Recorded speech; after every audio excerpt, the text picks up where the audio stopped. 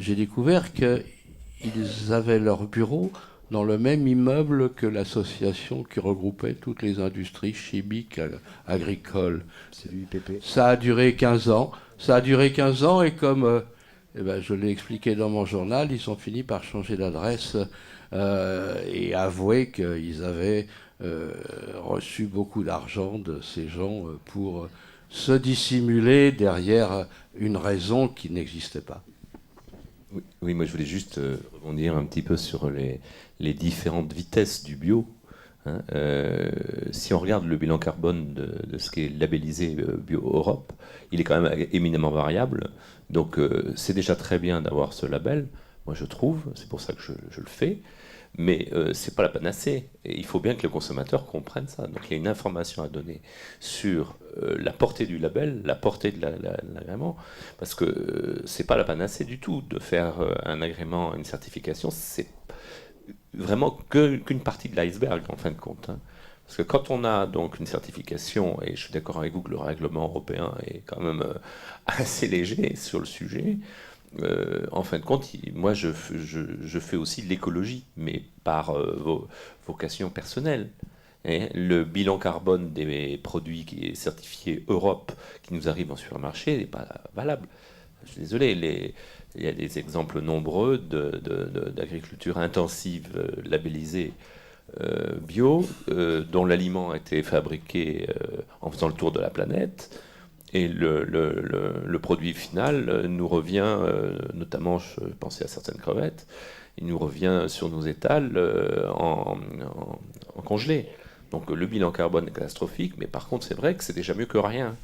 Donc moi je trouve qu'il faut sensibiliser les gens à travers ce genre de rencontres à ce que la portée. Quelle est la portée exacte de l'agrément, de la certification? Il faut savoir qu'il y a moyen d'avoir aussi des garanties supplémentaires, c'est-à-dire qu'il y a des marques comme Biocohérence, Nature et Progrès ou Déméter qui garantissent des exigences qui vont plus loin que le règlement européen. Et il faut bien être conscient que c'est une chose aussi importante, c'est aussi un des éléments de malentendu parfois dans les gens qui agissent sur la bio, entre le règlement et les pratiques. C'est-à-dire que vous dites, vous allez beaucoup plus loin que le règlement. Et la plupart des paysans bio vont beaucoup plus loin que le règlement.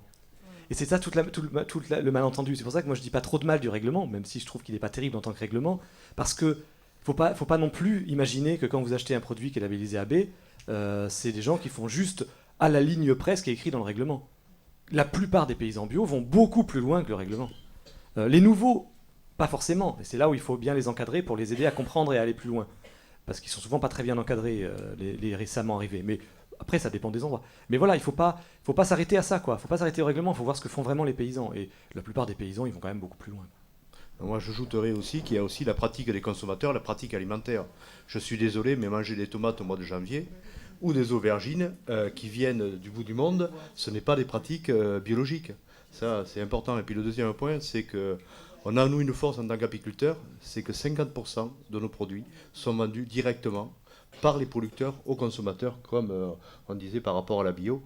Et je me rappellerai toujours une réunion au ministère où le chef de cabinet du ministre de l'Agriculture m'avait dit, ça avait été houleux, il m'avait dit, mais écoutez, vous avez la chance d'avoir le soutien de la population et des médias, mais ça peut changer. Et je lui avais dit, écoutez, pour une fois que vous avez une filière qui a une belle image, ben vous devriez être content, quand même.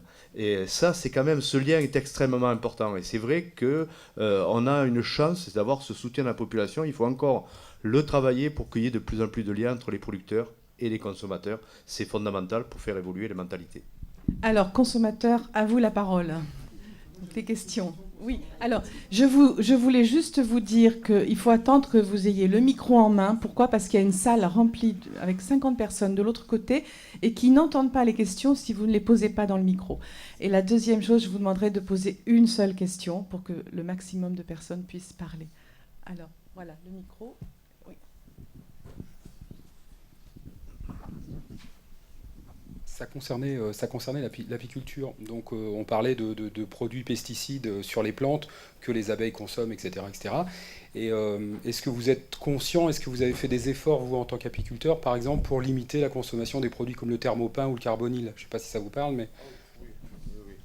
Oui, ça ça date de quelques années. Hein. Vous êtes sûr? Oui, oui, certain. Puisqu'aujourd'hui, il y a même des peintures biologiques qui sont mises en place. Il y a de plus en plus d'apiculteurs On est d'accord. qui trempent leurs ruches, c'est d'ailleurs le plus efficace, dans de la cire, qui en fait permet de conserver les bois particulièrement. Alors la prochaine fois que vous avez l'occasion sur Internet, vous regardez sur société.com le chiffre d'affaires de la société qui propose le thermopin et leur pourcentage export par rapport à l'utilisation en France.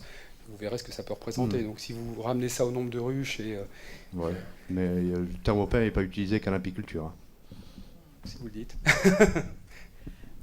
Une autre question. Moi j'avais plusieurs questions, mais j'en ai le droit qu'à une, alors si j'ai bien compris. Oui. Alors je vais la poser au plus proche, là, monsieur l'ostréiculteur. Qu'est-ce que vous avez voulu dire quand vous parliez d'ostréiculture extensive? Et la deuxième question quand même dedans, c'est moi je suis dans une AMAP et je découvre qu'il y avait des huîtres bio. Est-ce que vous pouvez livrer des AMAP?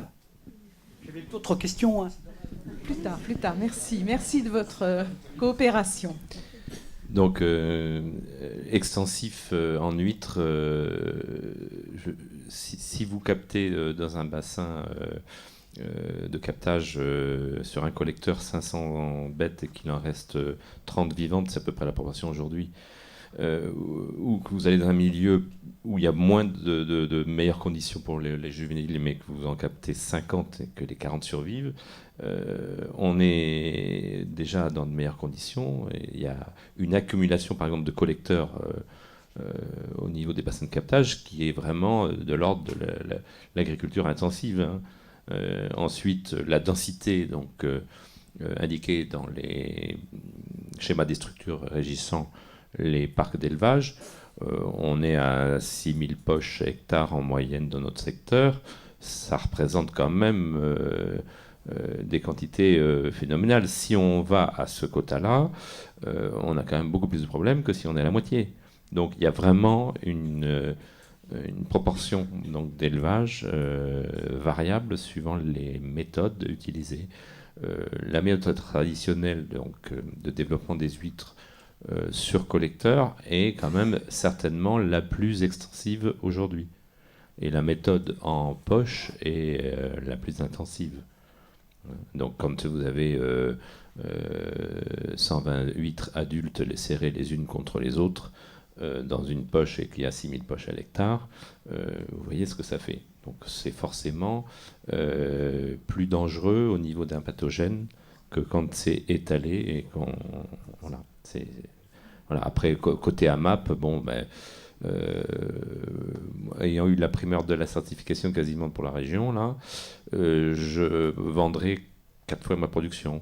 Donc, je fais ce que je peux. Ça veut dire que vous n'arrivez pas à non, fournir en la plus, demande.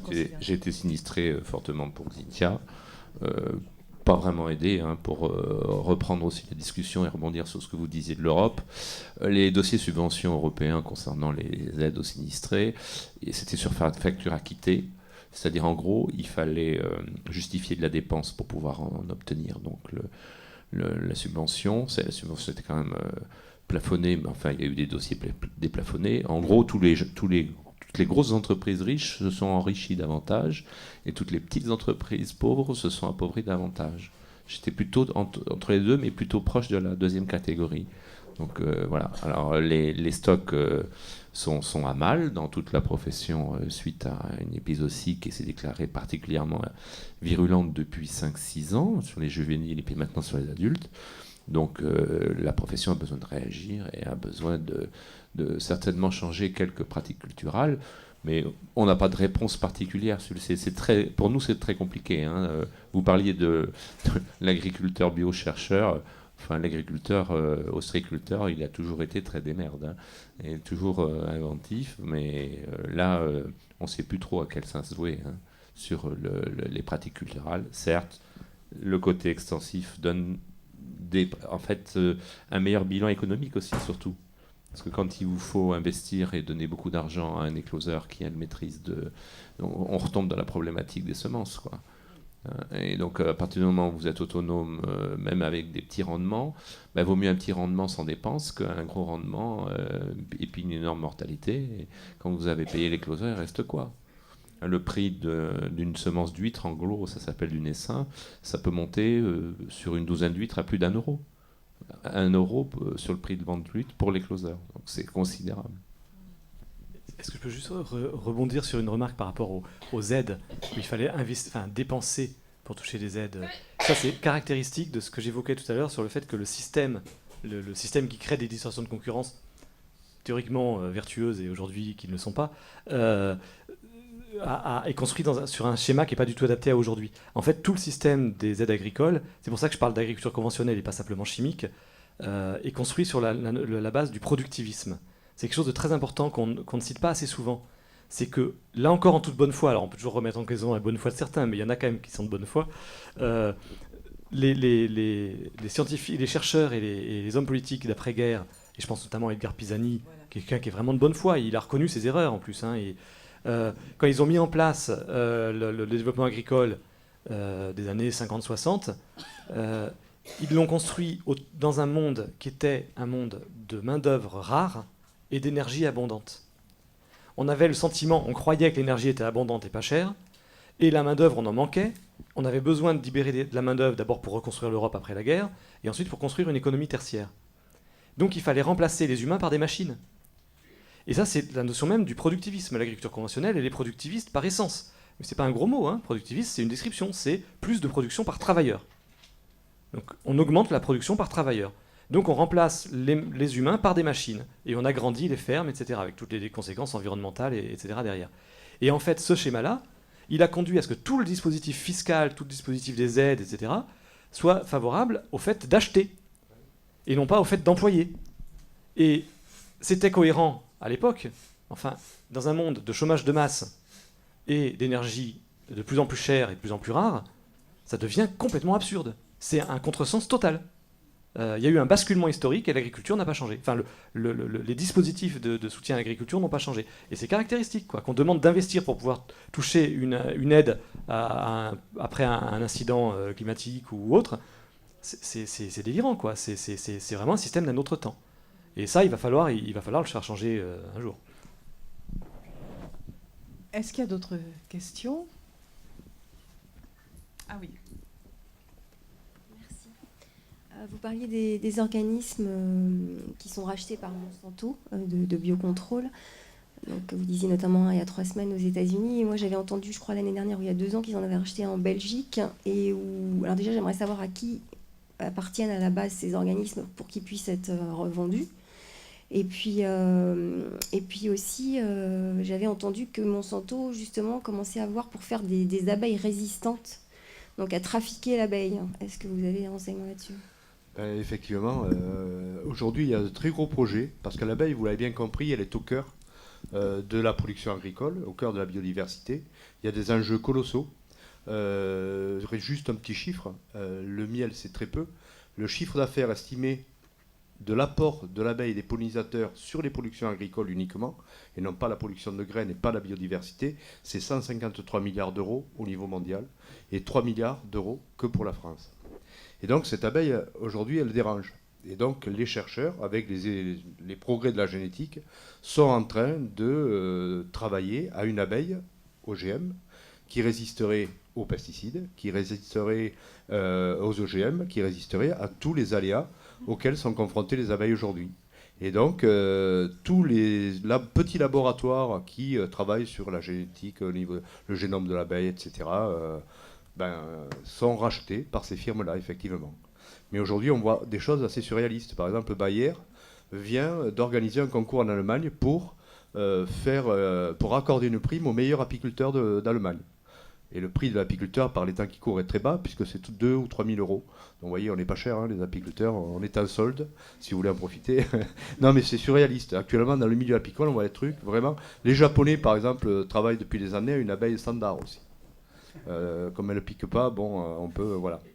Mais, alors le grand projet aussi, c'est d'essayer de remplacer l'abeille, de faire des plantes qui n'ont pas besoin d'abeilles pour être pollinisées.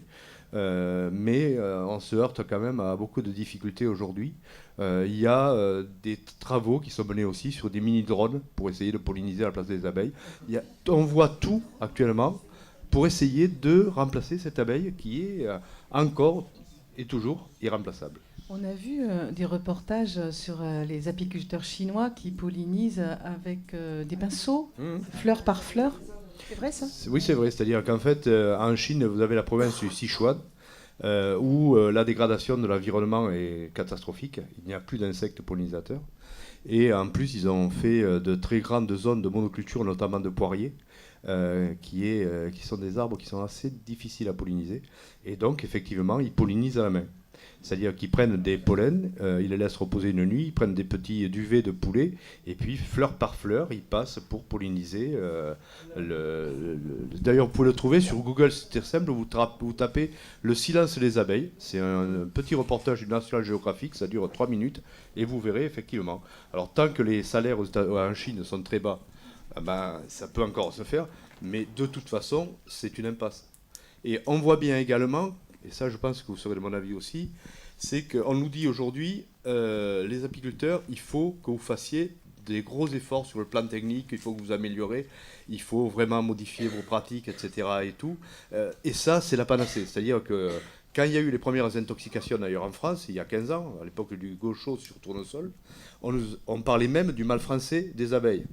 Les apiculteurs étaient devenus subitement mauvais. Puis ça a été les Espagnols, les Américains, etc. Donc on est tous mauvais, donc on n'en parle plus. Mais effectivement, on nous sort ça.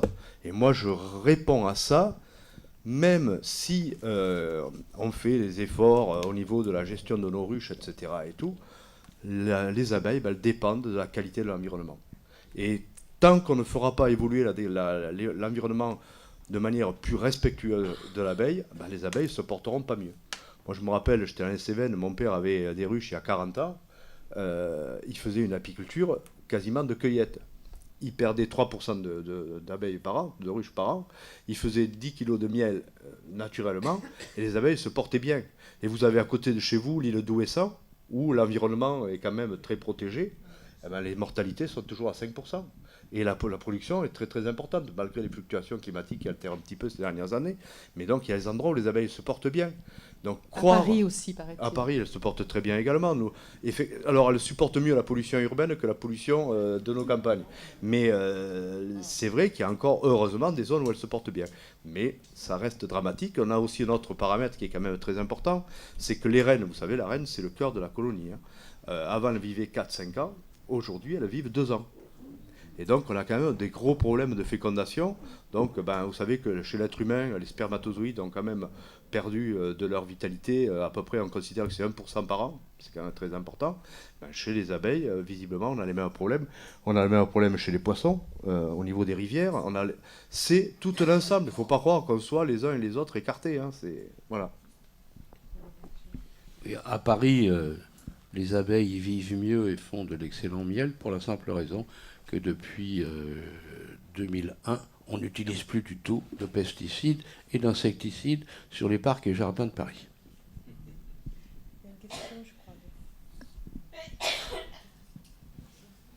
Oui, vous avez parlé donc du danger des pesticides pour les abeilles.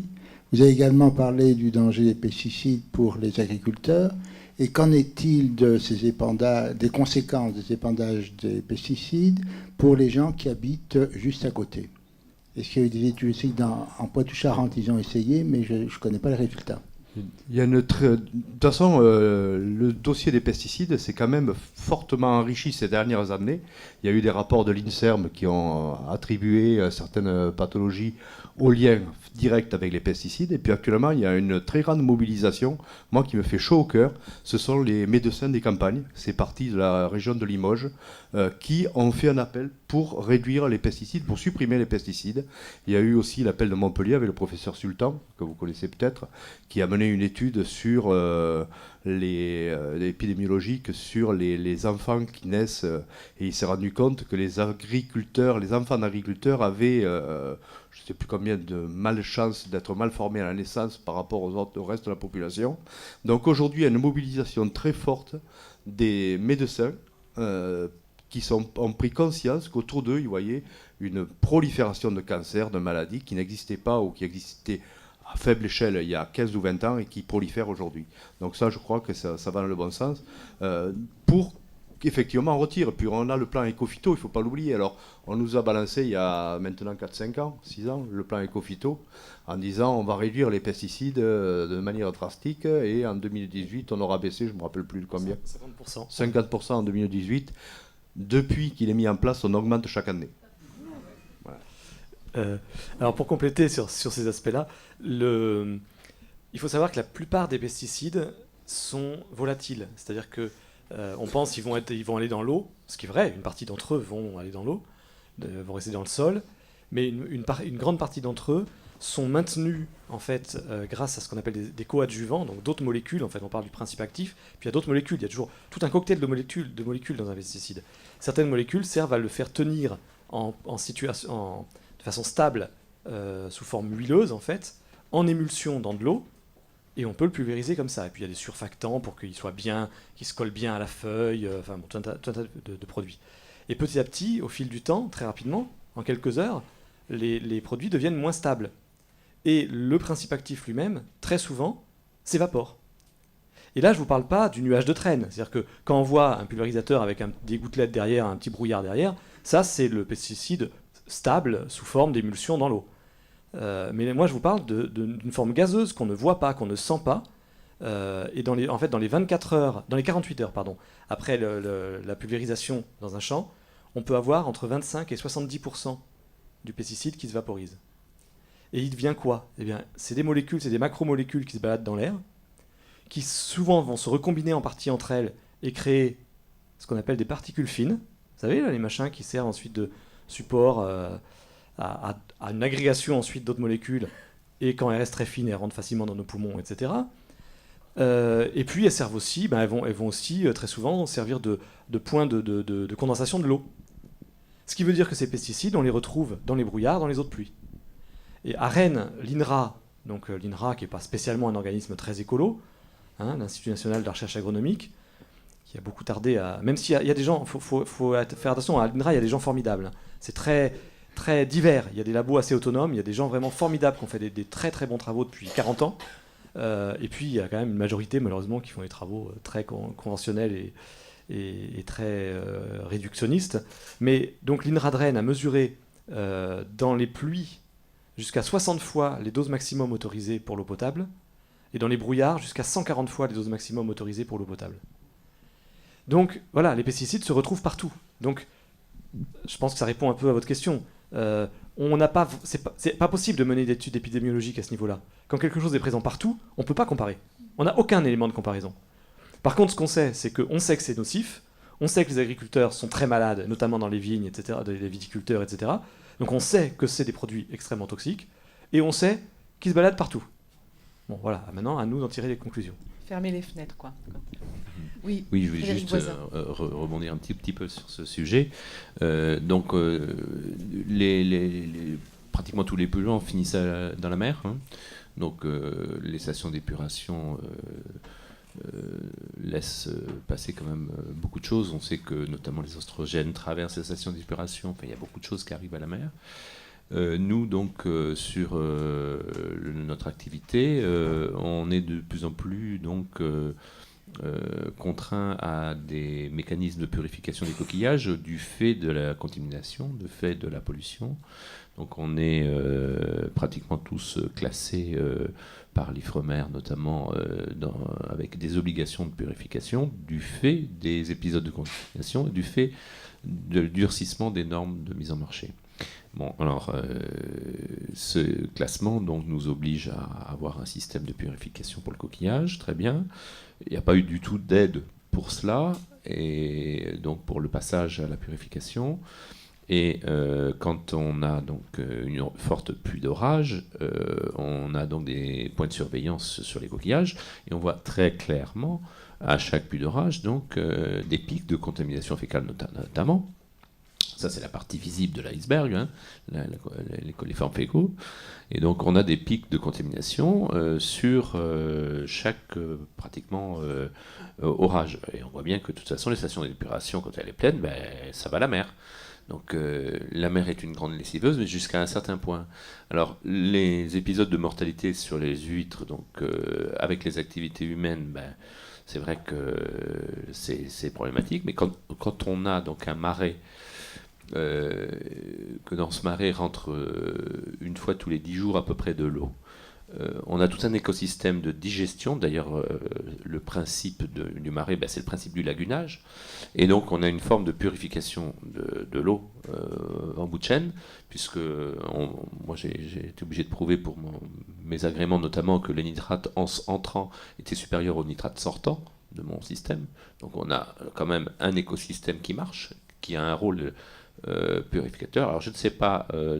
on n'a pas pu conduire toutes les analyses, mais on est en train de faire une étude donc, au niveau collectif sur le rôle purificateur et la fonction purificatrice d'un marais. Donc c'est le démantèlement de certaines molécules quand même dans ce milieu-là pour reconstruire d'autres formes de molécules plus saines. C'est un petit peu le principe de la saturation bactériologique qu'il y a dans les fermentations, c'est-à-dire... quand on a un élevage de bactéries saines pour faire du fromage, il n'y a pas la place pour une autre bactérie. Mais c'est un petit peu ça pour le marais également, c'est-à-dire que quand on a un écosystème à l'équilibre avec donc tout un tas de variétés de non pathogènes, les pathogènes n'arrivent pas. Exemple, notamment les coliformes, c'est-à-dire qu'avec la pression des oiseaux, la pression aviaire, on est très très vite contaminé par les oiseaux voyagent. Donc on n'a pas que les contaminants coliformes, on a aussi des virus qui passent par les oiseaux. Donc ça rigole pas du tout les coquillages, il faut vraiment avoir un système de purification efficace. Et on est en train de démontrer donc le rôle finalement merveilleux de cet écosystème. Et donc c'est quand même un espoir, c'est quand même une lumière positive dans mon discours là, que je voudrais vraiment donner, parce que on a quand même quelque chose qui marche là, et qui est en fait un microsystème. Je voudrais ajouter deux choses, c'est que les produits, ils ne sont jamais diffusés, sauf pour l'agriculteur, à des doses dangereuses. Mais ceux que vous absorbez, un par un, ne sont pas à des doses dangereuses.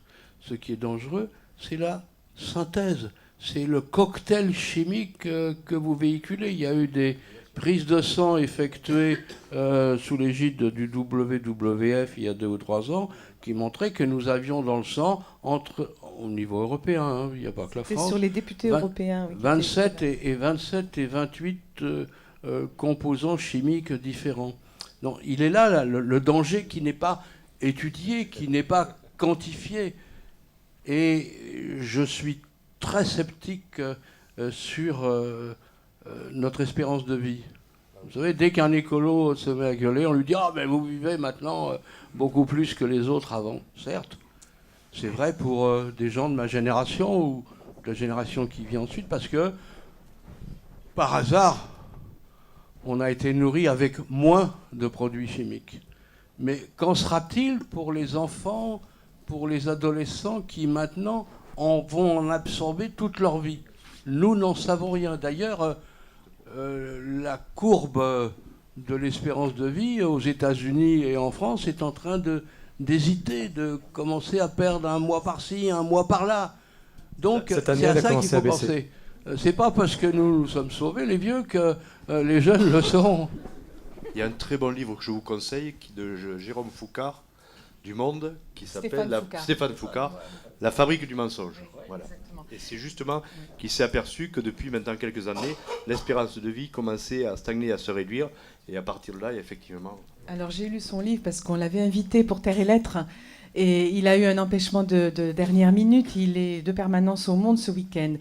Et dans son livre, il démontre en effet que l'espérance de vie s'allonge, mais l'espérance de vie en bonne santé a considérablement diminué. C'est cette petite différence, l'espérance de vie en bonne santé diminue. Et puis ne pas son livre est et puis comme le dit Claude Marie, c'est que l'espérance de vie, elle est calculée sur la moyenne de l'âge auquel les gens meurent.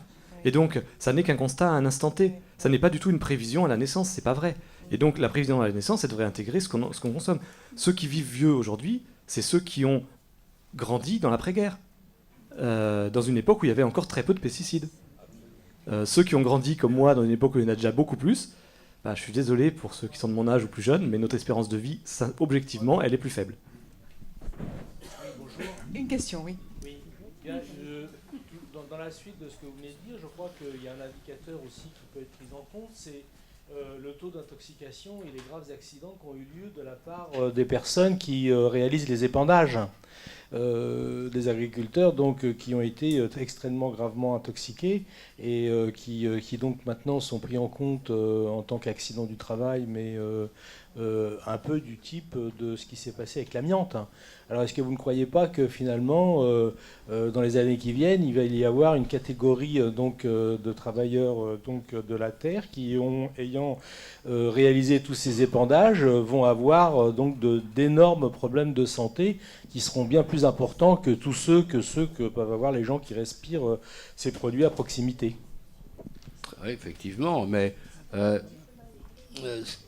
qu'il faut voir aussi, c'est que la mutualité sociale agricole maintenant commence à reconnaître ce genre d'affection comme maladie professionnelle. Et souvenez-vous de la phrase terrible qui concluait un film sur les pesticides que vous avez dû projeter ici et dont j'oublie le titre. La mort est dans le pré. Vous aviez ce vigneron, qui est mort depuis d'ailleurs, qui disait, ce qui est extraordinaire, c'est que les produits qui m'ont empoisonné sont soignés par des médicaments fabriqués par la même entreprise. Et peut-être sur cet aspect, moi, je crois qu'il y a... Vous dites, est-ce qu'on n'aura pas comme pour l'amiante, etc. Je pense qu'on aura le jour où la profession agricole aura compris qu'une autre agriculture est possible. Et parce qu'aujourd'hui, on est dans le déni. Chez moi, en Bretagne, c'est particulièrement frappant. Les paysans s'entendent dire d'un côté, vous nous empoisonnez, mais et vous empoisonnez d'ailleurs, mais on leur dit pas assez ça. Et d'un autre côté, on leur dit, mais vous ne pouvez pas faire autrement. Et donc, c'est invivable comme situation. Donc la seule façon qu'ils ont de s'en sortir, c'est d'être dans le déni, de dire, mais non, c'est pas vrai, on vous empoisonne pas. Chez moi, j'ai des gens qui disent que les nitrates, c'est bon pour la santé, c'est pas eux qui sont responsables des problèmes d'algues vertes, c'est pas eux qui posent des problèmes à la conchiliculture bretonne, tout ça, non, c'est pas eux. Donc c'est vraiment un déni, une fuite. Et je pense que les rapports de la MSA, ça fait plus de 20 ans qu'on a des rapports là-dessus. Ils commencent à peine à sortir. Donc tout ça, c'est qu'on n'ose pas le dire, parce que si on le dit, on a eu l'impression d'écrasement. Parce que comment faire autrement ? Donc on le nie, on le cache. Et je pense que ça sortira le jour où on aura compris qu'on peut faire autrement.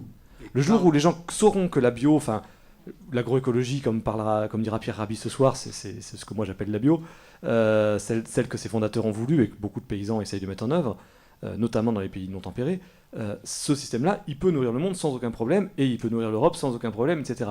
Le jour où ça sera compris, on pourra commencer à soulever la chape de plomb.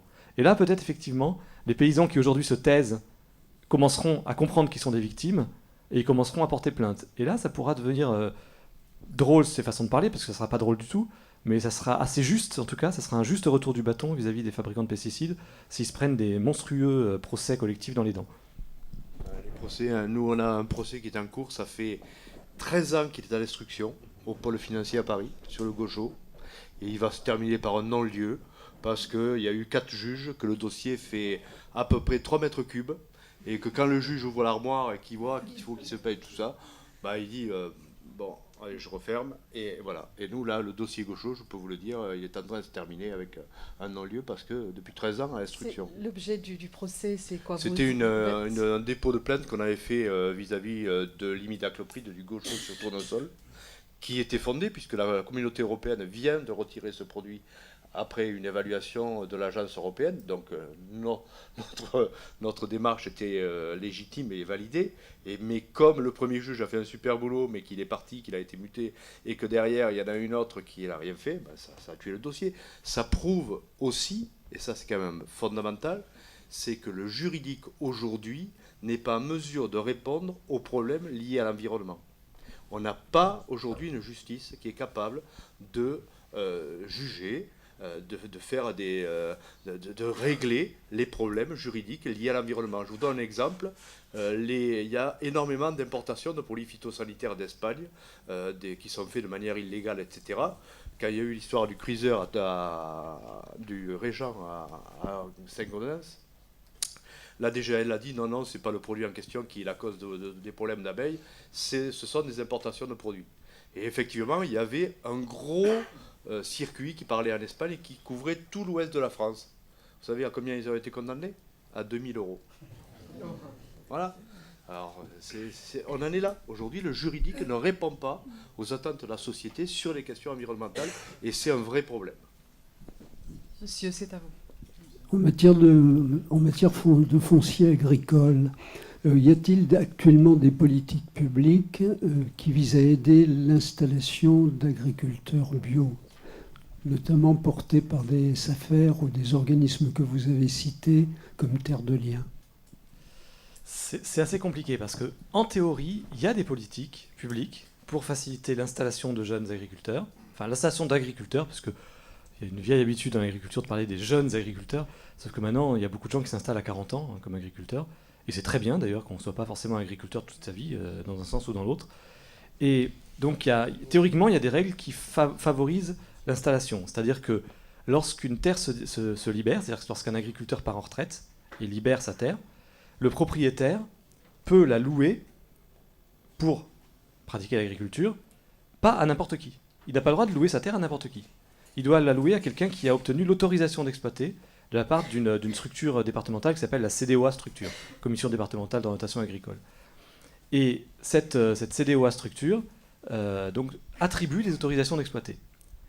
Et normalement, il y a des règles de priorité. Donc, une installation est prioritaire sur un agrandissement. Une installation bio est prioritaire sur une installation non bio. Ça, c'est récent, mais c'est normalement, ça peut être pris en compte. Je crois que ce n'est pas obligatoire, mais ça peut être invoqué. Le problème, c'est que dans beaucoup de départements, enfin moi j'ai connu ça quand je travaillais dans la Nièvre et que je siégeais en CDOA structure, enfin j'y assistais, je n'avais pas le droit de vote. Les CDOA, c'est des instances où sont représentés les agriculteurs de façon directe et indirecte, c'est-à-dire proportionnellement aux résultats des chambres d'agriculture, avec un système majoritaire qui fait que le syndicat, qui n'a que 50% des voix, qu'est la FNSEA, a 95% des sièges. Ils sont représentés aussi par la mutualité sociale agricole, mais qui siège à la mutualité sociale agricole? La FNSEA. Ils sont représentés par les structures de développement où siège la FNSEA. Enfin, à l'arrivée, l'essentiel des personnes qui siègent à la CDOA sont de la FNSEA. C'est comme ça. Je veux pas dire... Il y a des gens très bien à la FNSEA, mais c'est un constat. C'était indéniable dans la Nièvre. Et la CDOA structure, dans un certain nombre de départements, donne autorisation d'exploiter à plusieurs projets. Alors, imaginez, vous avez 5 candidats pour reprendre il y a 20 hectares qui se libèrent, il y a 5 candidats pour les reprendre. 2 installations, dont une en bio, 3 agrandissements. Mais ils vont dire, alors on donne l'autorisation d'exploiter aux 2 installants, aux deux projets d'installation, et puis il y a un des 3 projets d'agrandissement, et puis quand même on la refuse à 2 des projets d'agrandissement parce que ils sont déjà trop gros, c'est pas bien et tout ça. Donc ils se donnent bonne conscience, ou ils éliminent quelqu'un qu'ils n'aiment pas, et ils refusent l'autorisation d'exploiter à 2 des 5. Il en reste 3. Sur les 3, il y en a un qui est déjà agriculteur. Il a donc la trésorerie pour payer les sous de table. Qui obtient les terres? Celui qui est déjà agriculteur et qui s'agrandit. Donc il y a des règles théoriquement de priorité, mais elles sont contournées. Et donc, à un moment donné, il faut aussi pouvoir agir directement sur les propriétaires. Et donc, c'est ce que fait Terre de Liens, qui aide des gens qui ont des projets d'installation à acquérir des terres de façon collective. Et tout un chacun peut mettre de l'argent dans Terre de Liens, soit sous forme de dons, soit un don en terre, quelqu'un qui a de la terre peut léguer sa terre à Terre de Liens, soit un don en argent, soit un prêt. Votre épargne, la mettre dans une banque, vous prenez, enfin c'est pas un prêt, c'est une action, enfin, mais vous pouvez reprendre vos parts ensuite, il y a un système de rotation des parts qui est organisé, et donc on arrive à une propriété collective du foncier qui permet d'aider la personne à s'installer. Donc ça, c'est un système qui existe. Et vous avez cité les SAFER, c'est un autre aspect un peu plus compliqué, c'est que les SAFER sont censés pouvoir préempter, c'est-à-dire récupérer des terres pour les mettre en réserve pour des installations à venir. En fait, elles le font très peu. C'est-à-dire que la SAFER, c'est un outil qui pourrait être efficace, qui l'est très peu aujourd'hui, et même quand on lui donne les moyens de l'être, là encore, c'est toujours les mêmes qui siègent dedans. Et en fait, aujourd'hui, il n'y a pas de politique foncière. Il faut être honnête, il n'y a pas de politique de soutien à l'installation, de la part en tout cas de ceux qui tiennent les manettes. Donc c'est aux citoyens de s'organiser. Mais c'est faisable. Et il y a une autre solution aussi, c'est que des paysans qui ont des fermes assez grandes, toute proportion gardée, hein, mais un paysan, moi je connais des paysans bio, en polyculture élevage ou en élevage ou en grande culture, qui ont cédé 1 ou 2 hectares à des personnes qui voulaient s'installer comme maraîchers. Parce que quand on a 70 hectares, 90 hectares, on peut en céder 1 ou 2, ça va, c'est gérable, quoi. Et 1 ou 2 hectares pour du maraîchage, ça suffit. Donc il y a aussi ce système-là qui commence à se mettre en place. Ça témoigne bien de ce que disait Claude-Marie tout à l'heure, c'est-à-dire cette dimension d'entraide qu'il y a entre les paysans bio. Moi, je voulais juste réagir par rapport à la question du monsieur là sur les problématiques de transmission. Nous, on est donc sur des domaines privés et publics, et donc on a affaire à des législations différentes, et on est comme grandement tributaire finalement des volontés politiques locales, parce que les dossiers sont devenus tellement complexes entre les droits de préemption, la levée. Bon, on a besoin donc souvent de passer par notamment la commission des sites perspectives et paysages dans nos domaines. Moi, ça a été très compliqué, hein. Moi, j'ai attendu 2 ans la réponse de cette commission. Donc, il y a des freins majeurs pour des projets même raisonnables qui peuvent être levés politiquement. Le soutien politique local est prépondérant plus le système se complexifie tel qu'il est aujourd'hui. Sur l'aspect soutien politique local aussi, il ne faut pas oublier que les communes peuvent aussi acheter des terres. Elles peuvent acheter des terres, notamment pour la protection de l'eau, mais pas seulement. Et elles peuvent édicter des clauses environnementales pour les personnes qui vont les louer. Donc on peut très bien, par ce biais-là, favoriser l'installation en bio. Il ne faut pas avoir scrupule à le faire, quoi. À un moment donné, une commune, c'est l'expression de la volonté politique, de la volonté publique collective, quoi.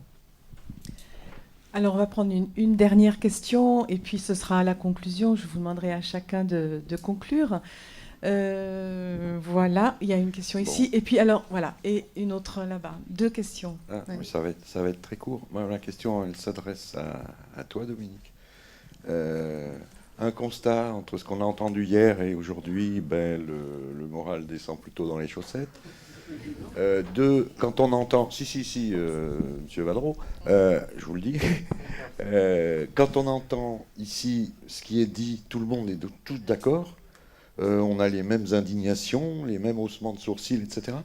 Et j'aimerais bien, moi, pour me remonter le moral, avoir entendu pas le représentant de Monsanto, je ne veux pas dire ça, mais un bon exploitant de la Beauce ou de je ne sais pas où, qui touche beaucoup de Bruxelles et qui nous dit pourquoi ça marche et pourquoi il faut continuer. Eh bien, c'est une bonne idée pour l'année prochaine de faire un débat contradictoire, en effet. Pour te répondre aussi, vous allez, pour vous remonter le moral, assister à la conférence suivante sur les initiatives. Alors, et vous verrez que dans la société citoyenne, il y a plein de choses qui se passent, plein d'initiatives. Et voilà, c'est peut-être la conférence suivante est peut-être plus porteuse d'idées. Je voudrais vous donner la parole aussi, madame, oui, voilà, avant de conclure d'une façon positive, bien sûr. Moi, je voulais juste demander, en tant que citoyen, qu'est-ce qu'on peut faire? Donc, eh bien, voilà, ça va être la conclusion. Chacun va vous répondre, madame. Merci. Claude-Marie Vadreau.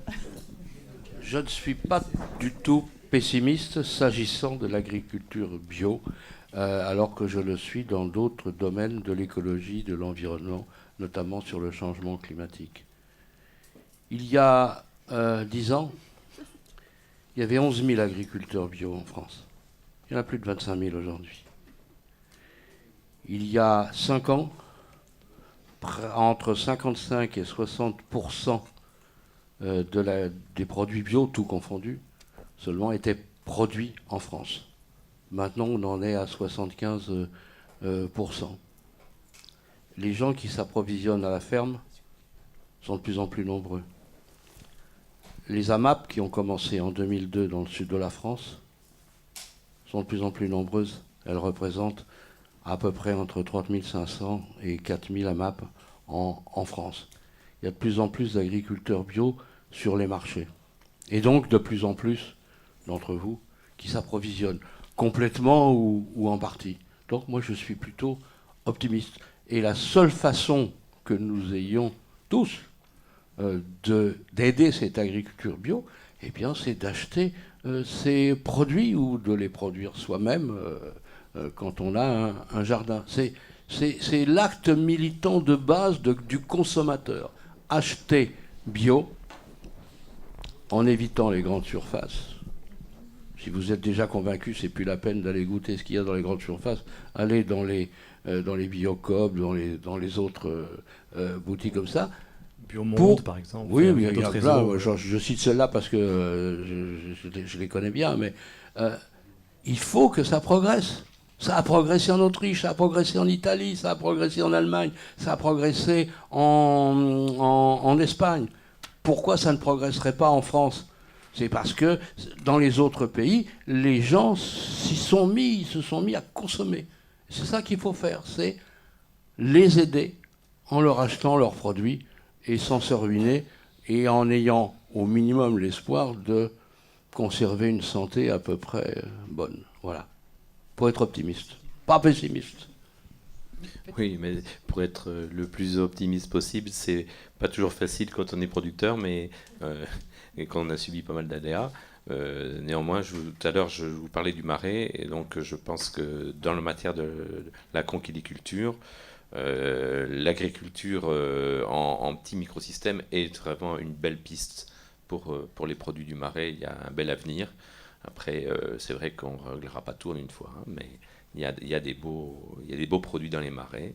Donc, achetez les bons produits de marais. Voilà. Ça fait partie. Et faites pression pour qu'il n'y ait plus que du chabichou bio, et pas du bio et du non-bio.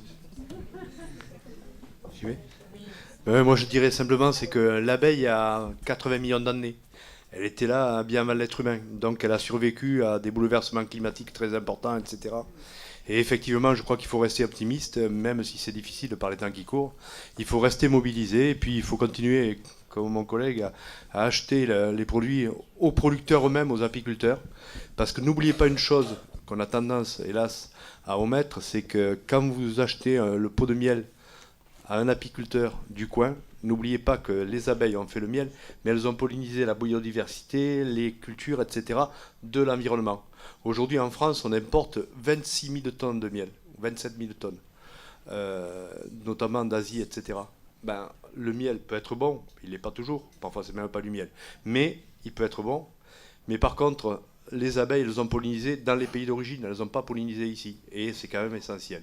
Donc, gardez ce lien avec le producteur, et mobilisez-vous aussi pour faire avancer les questions de pesticides. Achetez du miel français, d'abeilles françaises. Local. Une conclusion, oui. Et puis j'aurai quelques informations à vous donner. Oui. Ouais, moi, je suis extrêmement optimiste. Simplement, pour pouvoir pour aller autre part, il faut savoir d'où on part. Et évidemment, si on veut faire évoluer l'agriculture de ce qu'elle est aujourd'hui vers ce qu'on voudrait qu'elle soit demain, il faut d'abord commencer par dire comment elle est aujourd'hui. Donc, il y a effectivement des choses sombres dans ce qu'elle est aujourd'hui. Mais voilà, c'est la réalité, il faut être lucide. C'est pas être pessimiste, c'est juste être lucide. Mais moi, je suis très optimiste parce qu'on a des moyens d'agir. Et alors, je vais beaucoup plus loin que l'acte de consommation. On a des moyens d'agir, par exemple, par le biais de Terre de Liens, en aidant à l'achat de terre. On peut agir aussi par des financements solidaires, en aidant à d'autres types de projets agricoles. On peut agir en redonnant une place à l'agriculture en ville. Claude-Marie parlait de faire son jardin. Mais ça va plus loin que simplement se nourrir soi-même en faisant son jardin.